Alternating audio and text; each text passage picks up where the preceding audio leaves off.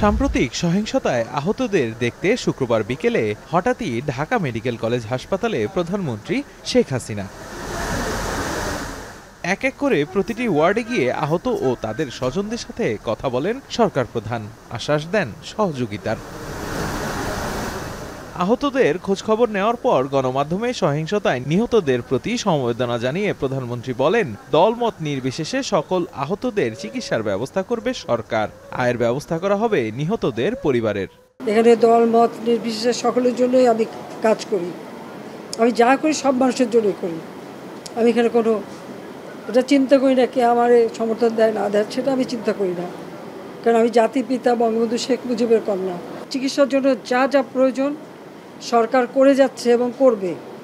চিকিৎসা শেষে তাদেরকে অন্তত তাদের আয় রুজির ব্যবস্থা যাতে হয় সেটাও আমরা করব।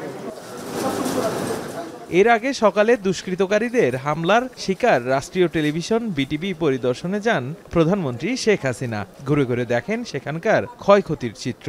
পরে প্রধানমন্ত্রী বলেন, সরকার কখনোই আন্দোলনের বিপক্ষে ছিল না। যারা শিক্ষার্থীদের ব্যবহার করে সহিংসতা করেছে তাদের ধরতে জনগণের সহযোগিতা চাইলেন সরকার প্রধান। যারা এসবের সাথে জড়িত সারা বাংলাদেশের আনাচে কানাচে যে যেখানে আছে তাদের খুঁজে বের করুন, তাদের খুঁজে বের করুন ও তাদের শাস্তির ব্যবস্থা করার জন্য সহযোগিতা করুন। আমি দেশবাসীর কাছে সেই আহ্বান জানাই।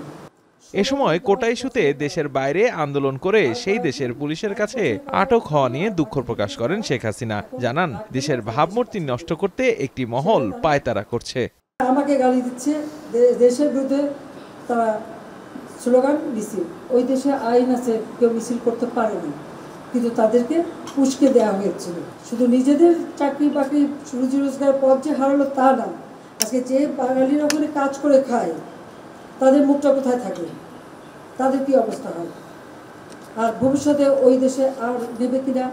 মানুষের জীবনমান উন্নত করতে যেসব প্রতিষ্ঠান কাজ করে, যেখানে মানুষের কর্মসংস্থান হয়, সেখানে এমন হামলা নিয়ে প্রশ্ন তোলেন প্রধানমন্ত্রী।